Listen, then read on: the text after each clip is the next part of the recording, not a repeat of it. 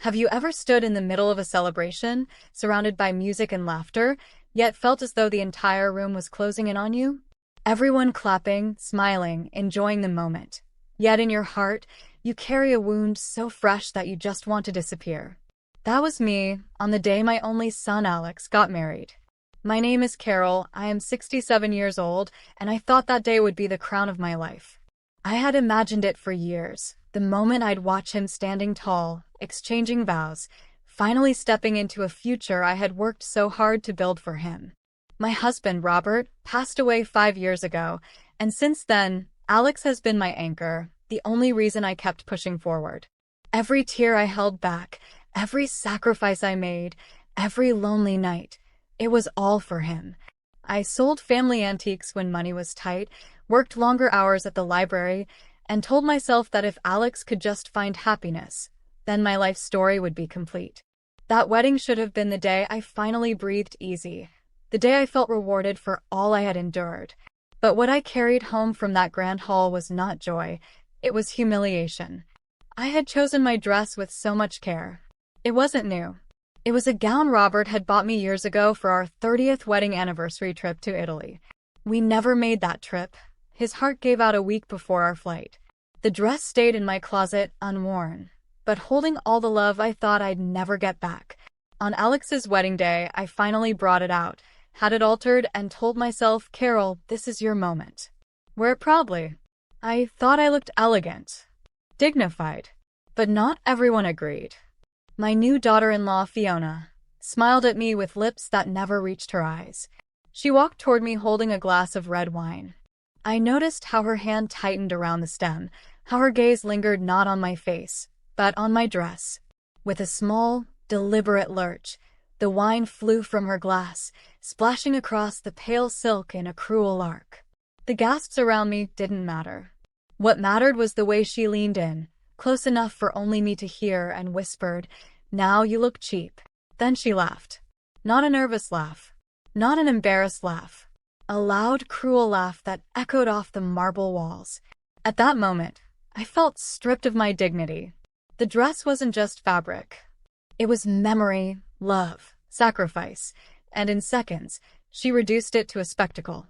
My heart burned with shame as guests stared, unsure whether to comfort me or keep dancing. And the worst part? My son, the boy I had raised with love and sacrifice, stood by her side and brushed it off as nothing more than an accident. That was the day something inside me shifted. The humiliation cut deep, yes, but in its place, a fire began to grow. Before I take you deeper into my story, allow me to pause and speak from my heart to you. If you are a woman in your 60s, 70s, or 80s, I pray strength over you right now. May your body not fail you in the small tasks that used to be effortless.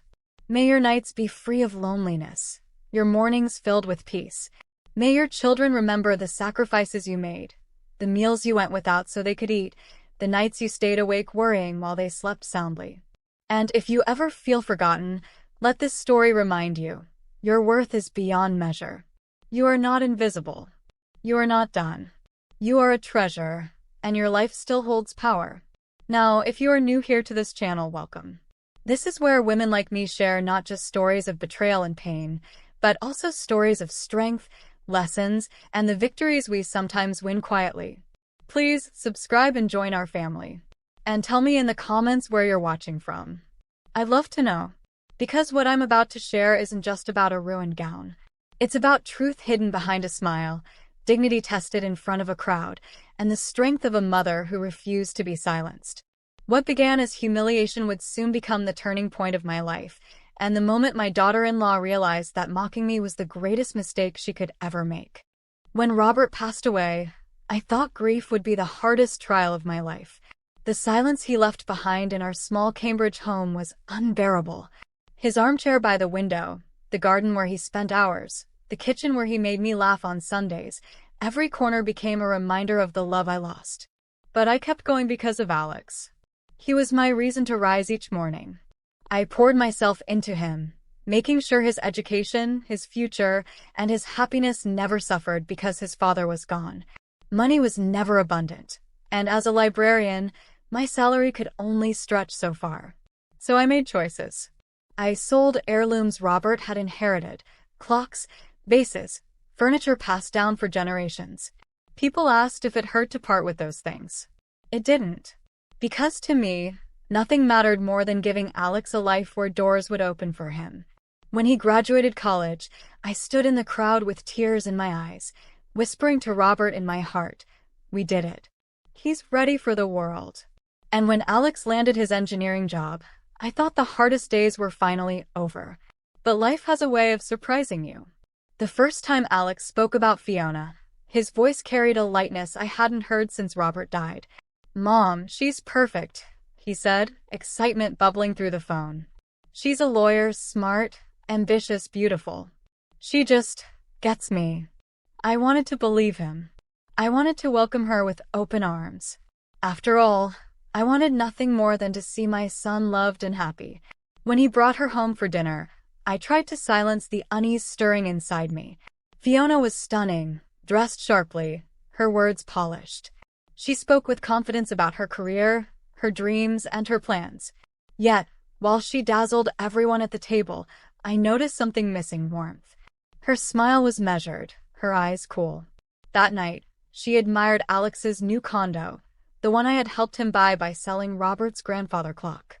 "It's a smart investment," she said with a smirk, her gaze fixed on Alex. "An engineer with his potential should never be financially burdened." Her words stung. She knew I had made sacrifices, yet she dismissed them as though they were insignificant. That was the first of many little cuts she would make. She called my antique furniture outdated, my neighborhood quaint, and my life comfortable for someone who doesn't mind being off the map. Always spoken with a sweet smile, but each remark was a reminder of the gap she wanted to create between Alex and me. Over the next year, I watched as Fiona's influence grew. She picked their condo in the city, chose his suits, and even dictated where they vacationed. My Alex, once independent and full of his own dreams, became a man molded to fit hers. I tried to speak to him once gently. "She seems so focused on appearances," I said, hoping he'd see my worry. But he only frowned. "Mom, she's just a strong woman. You always told me to admire strength." I realized my words would only push him further away, so I stayed quiet, praying he would see what I saw.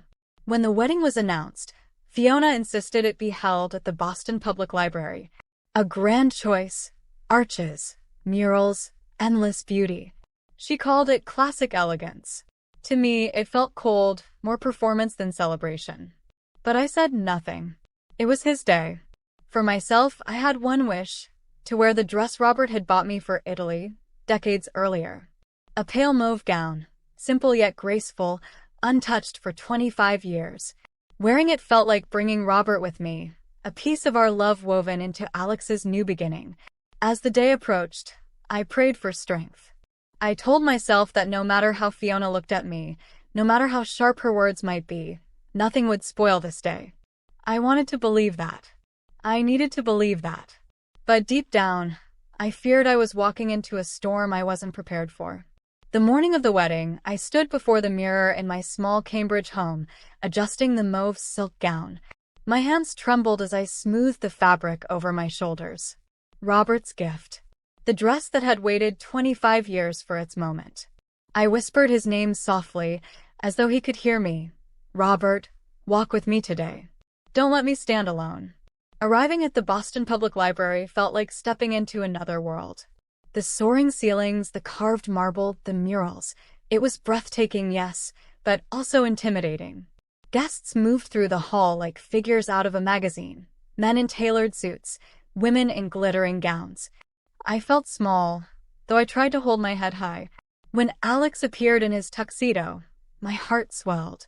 He looked handsome, radiant even, and for a brief moment, pride drowned out the unease. He hugged me quickly, whispered, "You look beautiful, Mom," and hurried off to join his groomsmen. That small acknowledgement was enough to steady me, for a while. Then my eyes found Fiona. She was stunning, every inch the bride she wanted the world to see. Her gown shimmered under the lights, her smile dazzling for the cameras. Yet, when her gaze drifted to me, her expression sharpened. She didn't look at me like family. She looked at me like competition. The ceremony was flawless, every detail polished. Guests whispered about how grand it all felt, how lucky Alex was to have married someone with such taste. I clapped with the rest, I smiled for the photos. But in my heart, I wondered if anyone else noticed how carefully crafted it all seemed, like a stage set for a performance. The reception began with laughter and champagne. Music filled the hall, waiters glided between tables, and I tried my best to blend into the background. I didn't want attention, only to savor the day. But Fiona's eyes kept drifting toward me. Not kindly, not warmly, almost as if she were waiting for the right moment. It came sooner than I imagined. I was standing by the staircase, speaking quietly with my sister and a couple of friends. My hands rested on the silk of my dress, feeling Robert's presence in every stitch. That's when Fiona approached. A glass of red wine in her hand, her lips curved into a smile too sweet to trust. "Oh, Mrs. Davis," she cooed, her voice carrying just enough for the small crowd nearby to hear. "You look so lovely. So classic." I smiled politely. "Thank you, dear. This dress is very special to me." Her eyes flicked down at the gown. I saw her grip tighten on the stem of her glass. "Yes, I can tell," she said. "It has a certain aged quality." Before I could respond, she stumbled ever so slightly forward. Not enough to fall, just enough to tilt the glass. A stream of dark red shot through the air, landing squarely on my chest. The silk drank it greedily. A deep scarlet bloom spread across the pale fabric, creeping wider with every heartbeat. Gasps rose around us, sharp and collective. My sister's hand flew to her mouth. I froze, paralyzed by shock. Fiona dropped her jaw, feigning horror. "Oh my God, I am so clumsy. I can't believe I did that." Yet her tone carried no true regret. She didn't grab a napkin. She didn't reach to help. She simply stood there, eyes fixed on the stain as though admiring her handiwork. Then she leaned closer, her perfume stifling, her lips grazing my ear. "Now you look cheap," she whispered. And she laughed. Not softly, not awkwardly. A loud, unrestrained laugh that echoed off the marble and rolled through the hall like a cruel anthem. Guests turned, their conversations pausing, their stares burning into me. I stood there, my gown ruined, my pride shattered, my son's wedding turned into a stage for my humiliation. That moment is carved into me like stone. I felt stripped bare, not just of silk, but of dignity. And as her laughter rang in my ears, a cold fire began to rise in my chest. The music carried on as though nothing had happened, but to me, every note was a cruel reminder. Fiona's laughter replayed in my ears, sharper than any violin string. I felt eyes burning into me, some filled with pity, others with curiosity. My chest tightened, and for a moment, I thought I might faint. I excused myself as best I could, clutching at the fabric of my dress, and hurried down the hall toward the ladies' room. Each step echoed against the marble floor, heavy with shame. By the time I reached the mirror, tears were sliding down my cheeks. There I stood, staring at a stranger. My reflection showed a woman pale and trembling, her once beautiful mauve gown now marred by a violent red stain. I touched the silk with trembling fingers, as though I could will the damage away. But it only spread, seeping deeper into the threads. The dress that carried Robert's love, my memories, my pride, it had been destroyed in seconds. But worse than the fabric was the intention. Her words, "Now you look cheap," stabbed at me over and over. The wine wasn't an accident. It was a message. A declaration that in her eyes, I didn't belong. The door creaked open, and Alex stepped inside. Relief flickered in me for a moment. My son, my anchor, had come to comfort me. But the look on his face stopped me cold.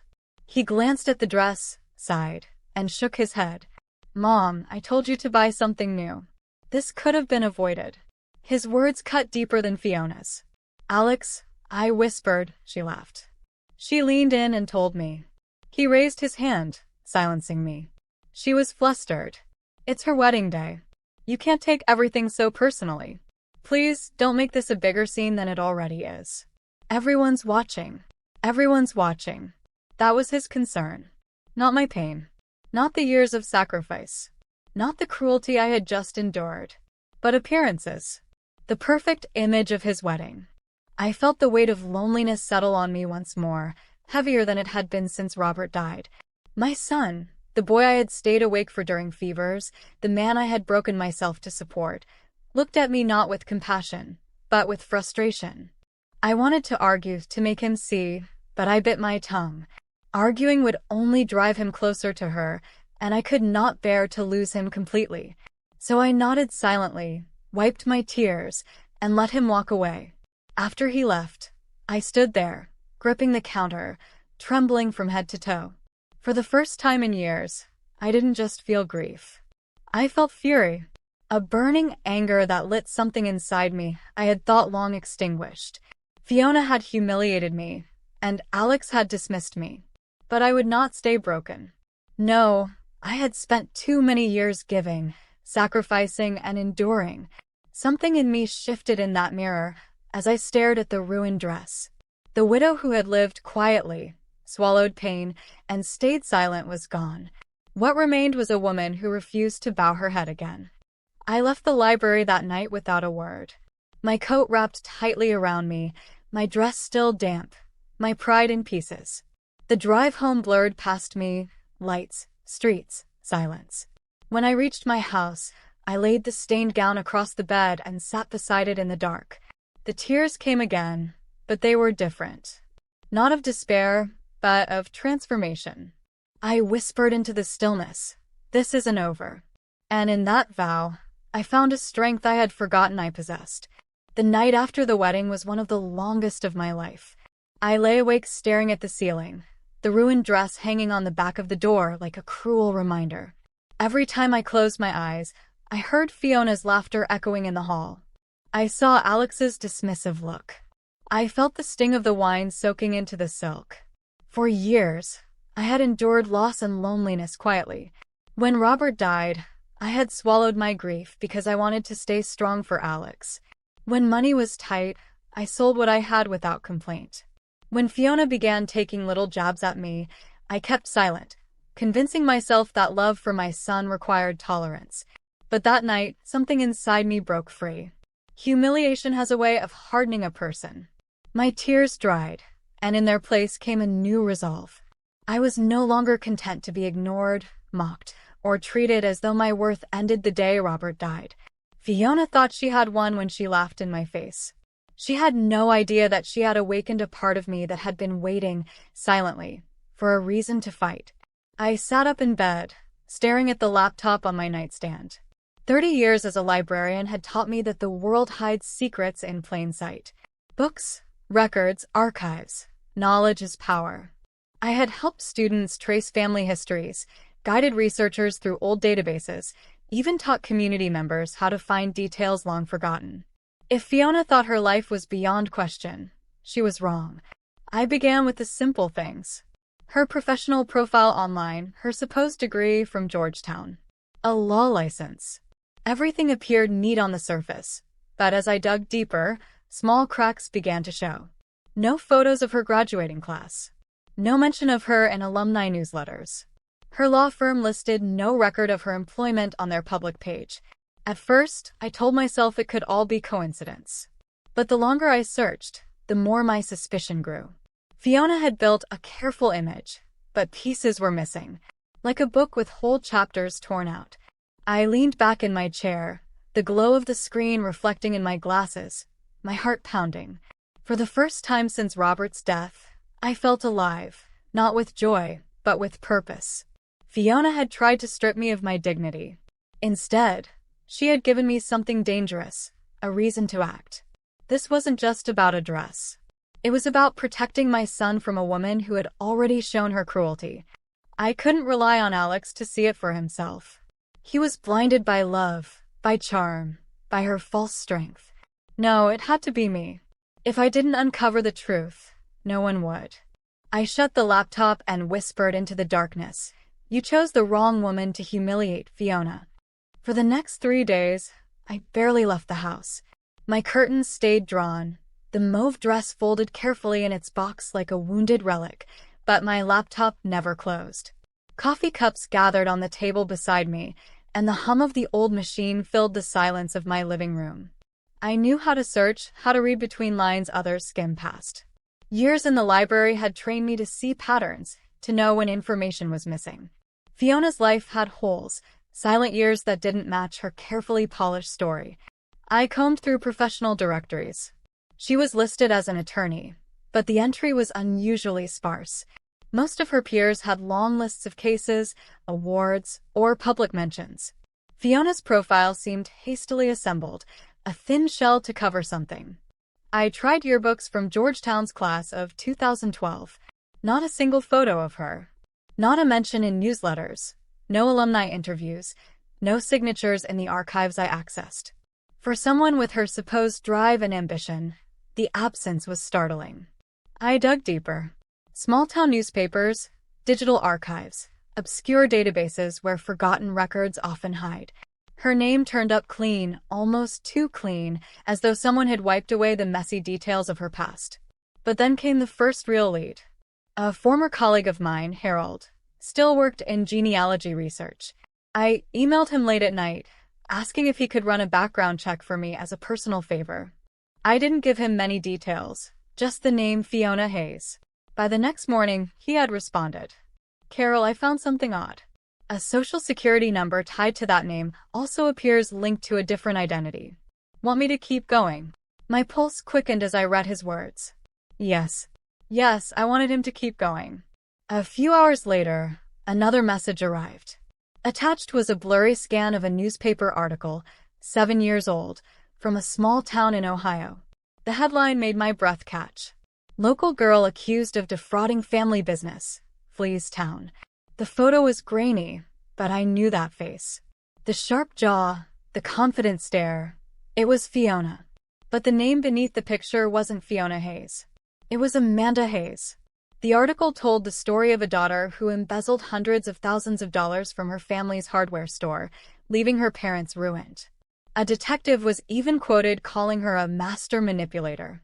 I sat there frozen, my hands trembling over the keyboard. The wine stain, the cruel words, the humiliation, that had all been petty compared to this. Fiona wasn't just arrogant or cold. She was a fraud. She had destroyed her own family and walked away. And now she had married my son. The fury that surged in me was unlike anything I had felt before. She had mocked me, yes, but more importantly, she had lied to Alex, trapped him in a marriage built on deception. I couldn't allow it. Not after everything I had given. Not after all I had already lost. I closed the article slowly, whispering to myself as though Robert could hear me. She thought she could shame me into silence. She doesn't know who she's dealing with. This wasn't just about reclaiming my pride anymore. It was about saving my son from a woman who had already proven she could destroy lives without remorse. And I would stop her. After discovering that article, I couldn't look at Fiona the same way again. Her laughter at the wedding had been cruel, but this was proof that her cruelty was only the surface of something far worse. She wasn't just arrogant. She was dangerous. I thought of rushing to Alex immediately, thrusting the article in front of him, begging him to open his eyes. But I stopped myself. I knew my son. He had already brushed off my pain once, siding with her instead of me. If I came to him with accusations again, he would only defend her. Love can blind even the sharpest minds. No, I had to be careful. If I wanted Alex to see the truth, I had to make sure there was no escape for Fiona. She needed to be exposed in a way she couldn't deny, a way Alex couldn't explain away. The answer came to me when I saw a post she had shared online. Fiona was bragging about an upcoming trip to Ohio to visit her family. Family. The same family her real self had abandoned and destroyed. My heart pounded. If she was taking Alex back there, she would have to weave her lies even tighter. And if I went along, I might find the loose threads. So I called Alex. My voice was gentle, carrying just enough weariness to soften him. Honey, I know it's sudden, but would you mind if I joined you on the trip? I've been so lonely since the wedding. It would mean the world to me. There was a pause on the other end of the line. I could almost hear Fiona's sharp whisper in the background. But then Alex sighed. Of course, Mom. If it makes you happy. Fiona came on the line, her voice syrupy sweet. "Carol, darling, of course you can come. We're so excited to show you our roots." Roots. The word made my stomach turn. She had no roots, only lies. The drive was tense. Fiona sat beside Alex, pointing out sights along the highway, her hand resting possessively on his arm. From the back seat, I watched her through the rearview mirror. Every so often, her eyes would flick up to catch mine. Sharp, calculating, suspicious. She was trying to read me, trying to sense if I knew something. I kept my expression calm, my smile polite. She didn't need to know that every mile we drove only brought me closer to uncovering her secrets. When we finally pulled into the small town of Bedford, Ohio, the air felt heavy with history. Old brick storefronts lined the main street, their paint faded, their windows dusty. It was the kind of town where everyone knew each other's names, and everyone remembered betrayal. The next morning, while Fiona fussed over hotel arrangements, I asked Alex if he could take me to a place I had seen on the map. I told him I thought it would be a nice backdrop for a picture. He didn't question me, eager to please after the tension of the wedding. When we arrived at the address, my heart clenched. The building stood lifeless, its windows boarded, its sign barely legible. Hayes Family Hardware. Rust streaked down the walls like tears, and a heavy lock hung on the door. It wasn't just a closed store. It was a tombstone for a family's legacy. Alex frowned, stepping out of the car. "That's strange. Fiona never mentioned her parents owning a store. She said they were retired, didn't she?" I asked softly, watching his face. "Yeah," he muttered, his brow furrowed. "She never told me about this." I led him across the street to a diner buzzing with chatter. Inside, I spotted an elderly woman sipping coffee alone. Something told me she knew the story. Small towns always have someone who remembers. "Excuse me," I said gently. "We're visiting family in town." "The Hayes family. Do you know them?" Her expression shifted immediately. She set down her cup, her eyes full of pity and judgment all at once. "The Hayes? Oh, honey, that family's story is nothing but heartbreak. Their daughter, Amanda. She ran off with everything they had. Left them ruined. They never recovered. Amanda." Hearing it spoken aloud was like a jolt of lightning. I glanced at Alex. His face was drained of color. "Amanda?" he asked, his voice barely above a whisper. The woman nodded. "Yes. Amanda Hayes. Their only child. Haven't seen her in years." I turned back to my son, my heart aching for him. This was the crack I needed him to see. Alex and I left the diner in silence. I could see the storm brewing inside him. Confusion, disbelief, fear. He didn't want to believe that the woman he had just married was not who she claimed to be. Back at the hotel, Fiona was waiting in the lobby. Her smile was wide, her tone cheery, as if nothing in the world could be wrong. "There you two are. I was wondering where you'd wandered off to. Come, it's time to meet my parents." She gestured toward a couple sitting on a sofa nearby. A man with silver hair and a warm smile, a woman with soft features and gentle eyes. They rose as we approached, extending their hands warmly. "This is my mom and dad, Margaret and Victor," Fiona announced, her voice filled with pride. I froze. I had seen photos of the real Hayes family in the old newspaper article. These were not the same people. My heart sank. She had prepared for this. She had built an entirely new set of lies, complete with actors to play her parents. Alex shook their hands politely, his face strained. "It's so nice to finally meet you," the man said kindly. "We've heard so much about you, Alex." I looked at Fiona. Her eyes flicked to mine, sharp and mocking, as if to say, "Checkmate." I forced a smile, but inside I was reeling. She had planned for everything. She knew her past might catch up with her, and so she created a new family, a new identity, a perfect illusion to protect herself. If I had come to Alex with only the newspaper article, she would have torn it apart, claimed mistaken identity, and held up her parents as proof. For a moment, doubt crept into my mind. Maybe I was outmatched. Maybe she was too far ahead. But then I remembered what I had seen. The small, distinct birthmark on the side of her neck. I remembered how it matched the one in the photo from the article. That was something she couldn't fake. Dinner with her parents was like sitting in the middle of a stage play.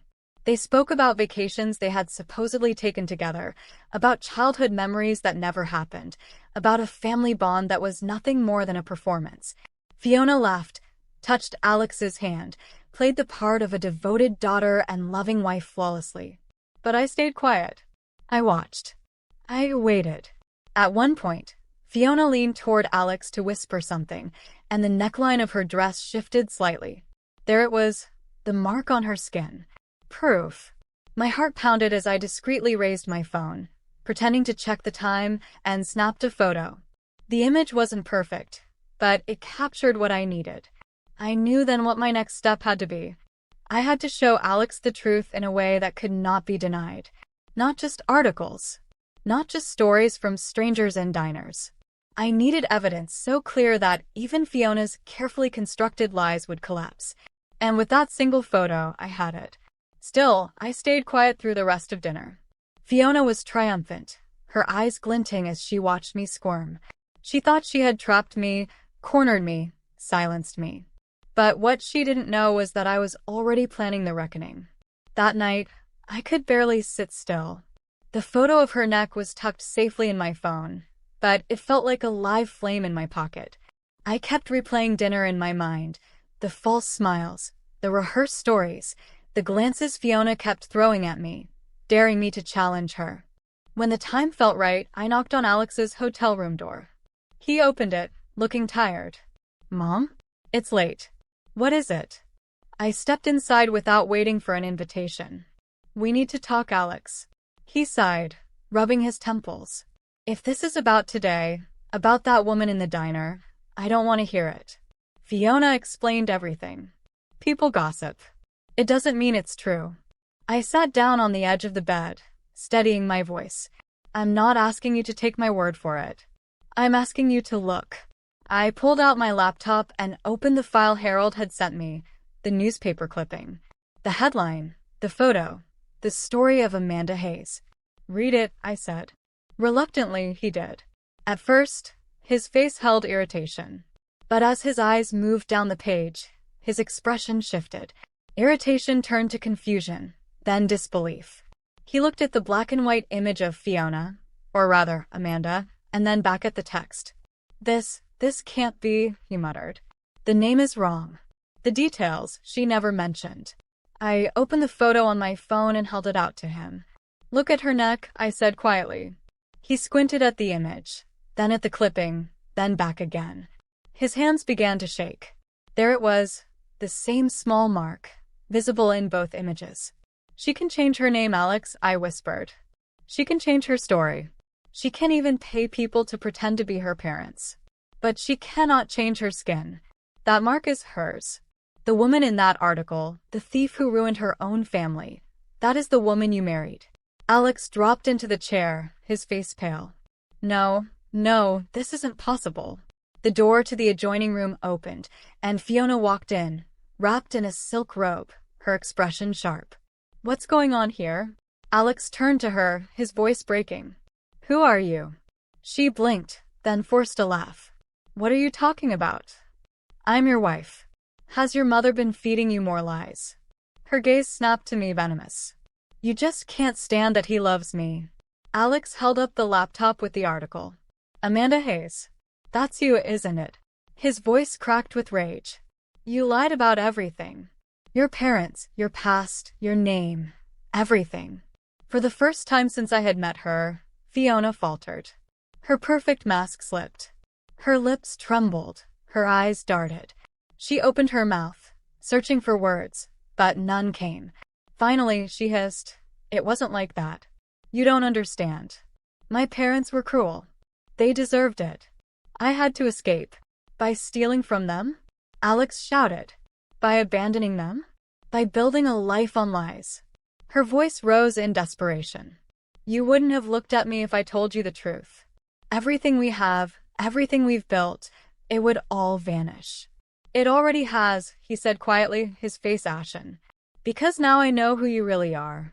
The silence that followed was heavy, broken only by the sound of her sharp breathing. She glared at me, her eyes filled with hatred. "You did this. You couldn't stay out of our lives. You couldn't let him go. You've ruined everything. But her words had no power anymore. The evidence spoke louder than her lies. Alex turned his back on her, his shoulders shaking. "Pack your things," he said coldly. "I never want to see you again." Fiona stared at him, at me, then at the door. For a moment, I thought she might fight back. But instead, she spun on her heel, disappeared into the other room, and minutes later, the sound of a suitcase snapping shut filled the air. The front door slammed, and just like that, she was gone. Alex sank onto the bed, his face buried in his hands. I sat beside him, placing my arm around his shoulders as I had when he was a boy. For the first time in years, my son leaned into me broken, but finally mine again. When the door slammed behind Fiona, silence filled the hotel room. My heart was pounding, my hands trembling, but I didn't move. I just sat there, my arm around Alex, waiting for him to breathe again. For a long time, neither of us spoke. He sat hunched forward, his face buried in his palms, his shoulders shaking with the weight of betrayal. Finally, he whispered, "I don't know who I married." I squeezed his hand gently. "You married a lie, Alex. But you're free now." His head lifted slowly, his eyes swollen with unshed tears. "Mom, I didn't believe you. I sided with her. I thought you were being unfair. And all along you were right." The pain in his voice cut through me. I brushed a strand of hair from his forehead, just as I had when he was a boy. "You wanted to see the best in her. That's not weakness, Alex. That's the goodness your father and I always admired in you. But goodness shouldn't blind you to truth."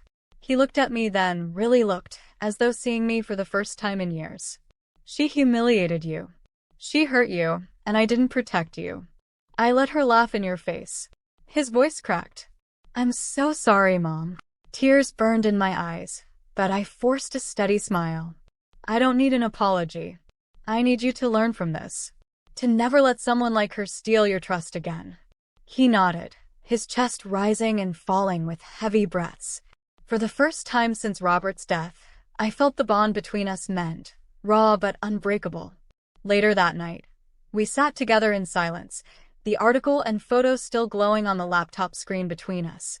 The evidence of her lies stared back like a shadow of what could have been. I closed the lid gently. "We don't need to look at it anymore," I said. "The truth has already done its work." Alex exhaled, long and heavy. "She's gone. Just like that. After everything." "She's been running all her life," I replied softly. This time, she ran straight into the truth. We stayed up until dawn, not talking about Fiona or the lies, but about us. About Robert. About the years we had lost between us.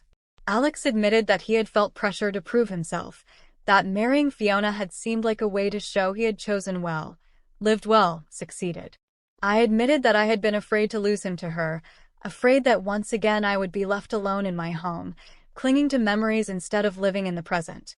By the time the sun rose, there was no bitterness left between us, only understanding.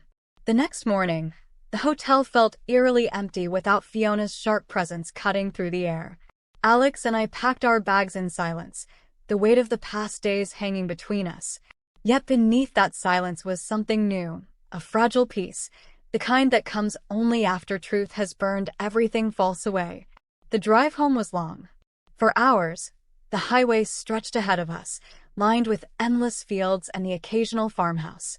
Alex kept his eyes on the road, his grip tight on the steering wheel. I sat beside him, staring out the window, the scenery passing like chapters of a book finally closing. For the first time in years, I allowed myself to breathe without fear. No more pretending, no more swallowing pain just to keep peace. The woman who had tried to strip me of my dignity was gone, and with her departure came a strange, unexpected lightness. Alex broke the silence first. "Mom," he said quietly, "do you think people can change?" I turned to him, studying his face, the exhaustion, the hurt, the lingering disbelief. "Yes," I said carefully, "but not when change is built on lies. Real change requires truth, and Fiona, Amanda, whatever name she chooses, she never built her life on truth. She only ever ran from it." He nodded slowly, his jaw tightening. "I thought I knew her. I thought I was building a future with someone solid. His voice cracked slightly. Turns out, it was nothing but smoke. I reached over and placed my hand on his arm. A future built on lies is no future at all. Be grateful you learned now, before the lies swallowed everything. We fell into silence again, but this time it was not heavy. It was healing. A silence that allowed wounds to close. Somewhere along the road, as the sun dipped low, Alex glanced at me and whispered, "You were right to fight back. You didn't just save yourself, Mom. You saved me too." My throat tightened. All the nights of loneliness, all the quiet tears after Robert's death, all the humiliation of the wedding. It felt as though they had led to this moment. A moment where my son saw me not just as his mother, but as a woman of strength. I closed my eyes and offered a silent prayer, not for vengeance, but for peace. For every woman in her 60s, 70s, and 80s who has ever been mocked, ignored, or told her worth had expired, I prayed. May we all find our voices. May we all stand tall, even when others try to push us down. By the time we pulled into my driveway, the house no longer felt like a place of loneliness. It felt like a fortress that had withstood a storm. Alex carried in my bags, and for the first time in years, he lingered instead of rushing off. He made coffee, sat at the table, and we talked until the clock ticked past midnight. The humiliation of the wedding no longer haunted me. Instead, it became the turning point, the night I chose not to remain silent, the night I remembered who I was. The days that followed were quiet, but not the kind of quiet that comes from loneliness. This was different. It was the peace of a storm having passed, of knowing the worst had struck and yet I was still standing. Alex called me every day, sometimes twice, as though afraid that if he let too much time slip, he might lose me again. He came by on weekends, fixing the squeaky gate, trimming the hedges Robert once tended to. Slowly, the distance Fiona had planted between us faded, and in its place grew something stronger, a bond forged in truth. One afternoon, as we sat on the porch sipping tea, Alex turned to me and asked, "How did you do it, Mom? How did you keep pushing even when I doubted you?" I looked out at the garden, the roses bending gently in the breeze. Because I've lived long enough to know that silence helps no one. If I had swallowed that humiliation, if I had let Fiona's cruelty stand, she would have won twice. Once by staining my dress, and again by staining my spirit. I couldn't allow that. Not for me. Not for you. He nodded, his eyes glistening. I'll never forget what you did. You didn't just expose her. You reminded me who you are. That night, after he left, I sat in my bedroom and opened the box holding my ruined dress. The red stain was still there, stubborn and loud. But for the first time, I didn't see it as a mark of shame. I saw it as a reminder. That night had been the catalyst. The moment I chose strength over silence. I folded the dress carefully and tucked it back into the box, not to forget, but to remember. Because sometimes, we need to keep our scars close, to remind us how far we've come. And to you, listening to my story now, I want to say this: dignity has no expiration date. No matter your age, no matter who tries to belittle you, never let them convince you that your voice is too soft, your presence too small, or your worth too little. I am living proof that even in your 60s, 70s, or 80s, you can stand tall, you can fight back, and you can win. If you've ever been mocked by someone younger, dismissed by your own family, or made to feel invisible in your golden years, I want you to know, I see you. I hear you, and I pray for you. May your nights be free from tears of humiliation. May your mornings be filled with strength to face whatever comes. May your children, and your children's children, learn to honor you the way you deserve. And if life ever hands you a moment where someone laughs at your pain, remember this: you are not powerless. You are not forgotten. Your story still matters. So, my dear friends, if this story touched you, I invite you to share it with others. Subscribe to this channel, leave a comment telling us where you're watching from, and let's build a family that lifts one another instead of tearing each other down. Because our voices, joined together, are stronger than any cruelty the world can throw at us. As for me, I will keep that dress. Not as a symbol of shame, but as a banner of triumph. Because on the day I was told I looked cheap, I discovered how priceless my strength truly was. When I look back now, it's almost surreal how a single evening could change so much. A wedding meant to be filled with joy, with love and promise, became the very place I was humiliated, mocked, and discarded like I didn't matter. But it was also the place where I found the spark that reminded me who I truly was. That is the strange thing about life. Often, our deepest pains are the very fires that forge our strength. If Fiona had never spilled that wine, if she had never laughed in my face, I might still be shrinking into the background, silent in my own home, waiting for scraps of kindness. Instead, her cruelty pushed me to remember that I was not weak, that my voice was not gone, that even at 65, I could stand taller than the one who tried to bring me low. And that, my dear friends, is the heart of my lesson. Never let anyone dictate your worth. Too often, as we grow older, the world tries to silence us. Our children become adults, they build new lives, and sometimes we are made to feel like we are in the way. Strangers see our gray hair and lined faces and assume we are fragile, irrelevant, or weak. But let me tell you something, age is not a curse. It is proof that we have endured storms others cannot yet imagine. When Fiona laughed at me, she thought she was laughing at an old woman in a ruined dress. What she didn't realize was that she was laughing at a woman who had buried her husband, raised her son, worked decades to keep her dignity intact, and survived every hardship life had thrown her way. If you are listening to this and you have ever been dismissed because of your age, let my story be your reminder. You are stronger than those who mock you. Stronger because you have lived, you have endured, and you have wisdom they cannot yet comprehend. But strength isn't just about survival. It's also about speaking when silence is easier. I could have kept quiet.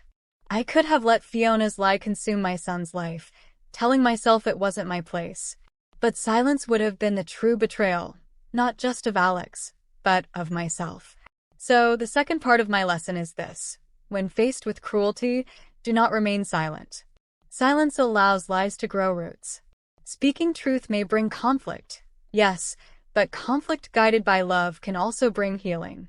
I know some of you listening have children or grandchildren who no longer listen, who brush off your advice as old-fashioned. I know how painful it feels to be shut out, to feel like your voice doesn't matter in the very lives you once gave everything to raise. But please hear me, your voice still matters. If your family doesn't see it now, there will come a day when they remember, when they will look back and realize that your words were the anchor that kept them steady. That's why I fought back. Not for revenge. Not just to regain my dignity. I fought because I knew that if I stayed silent, Alex would pay the price. And in saving him, I saved myself too. So my friends, ask yourself this. What truth have you been carrying quietly, afraid to speak? What dignity have you allowed someone to trample on, believing it was safer not to resist? Perhaps it is time to let my story give you the courage to rise, to speak, and to remember who you are. Because at the end of the day, titles fade, beauty fades, even wealth fades. But dignity? Dignity endures, if you choose to protect it. If you've stayed with me through this story, I want you to know something. You matter. Your struggles matter. Your voice matters. I didn't share this story simply to tell you about a dress, a stain, or even a betrayal. I shared it because I know many of you have faced moments like mine, moments when someone tried to make you feel small, invisible, or worthless. But let me remind you of this truth. No one can take your dignity unless you hand it to them. Yes, they may laugh at your wrinkles. Yes, they may mock your clothes, your slower pace, or your tired hands. But every wrinkle is a record of survival. Every scar is a lesson earned. Every gray hair is a crown of wisdom. And no amount of cruelty can erase the honor of a life lived fully. When Fiona mocked me, she wanted me to shrink. She wanted my silence so she could continue her lies without interruption. But by standing firm, I showed her that the strength of an older woman is not easily broken. And in doing so, I reclaimed more than my dignity. I reclaimed my son. So here is what I want you to carry from my story. Never allow humiliation to define you. Do not fear being the voice of truth, even when others refuse to listen. And most importantly, remember that your worth does not fade with age. It deepens. To every grandmother, every mother, every woman listening who has ever been mocked or overlooked, I speak this blessing over you. May your days ahead be filled with honor, not humiliation. May your voice be heard in your family, your community, and wherever life has placed you. May your children rise and call you blessed, even if they have forgotten for a time. And may you always find the courage to protect your dignity, no matter who tries to strip it away. I know life in our later years is not easy. The body grows weary, the heart carries losses, and sometimes the loneliness feels unbearable. But I promise you this, you are never truly alone. There are women like me, like you, across the world who are still standing, still fighting, still teaching lessons to the ones who thought we were finished. So let's not carry our stories in silence anymore. Share them. Speak them. Teach them. Because somewhere, someone needs to hear that survival is possible, that dignity can be restored, that laughter meant to humiliate can become the fire that strengthens.